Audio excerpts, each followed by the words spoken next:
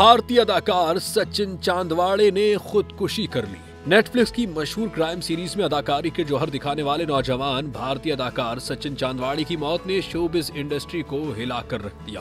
भारतीय मीडिया के मुताबिक 25 साल सचिन को महाराष्ट्र के गांव में अहले खाना ने सचिन को घर में छत के पंखे से लटका हुआ पाया और फौरी तौर पर उन्हें अस्पताल मुंतकिल किया, जहां दौरान इलाज वो दम तोड़ गए। पुलिस ने वाकई की तहकीकात शुरू कर दी हैं, ताहम खुदकुशी की वजूहात अभी तक सामने नहीं आ सकी। सचिन चांदवाड़े को बचपन ही से अदाकारी का जुनून था। उन्होंने मराठी फिल्म इंडस्ट्री में भी अपनी पहचान बनाई और नेटफ्लिक्स पर शानदार परफॉर्मेंस के जरिए शोहरत हासिल की।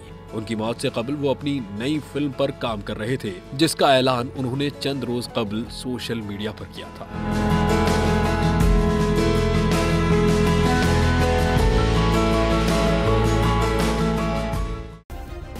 सब्सक्राइब करें और बेल दबाएं ताकि कोई खबर रह न जाए।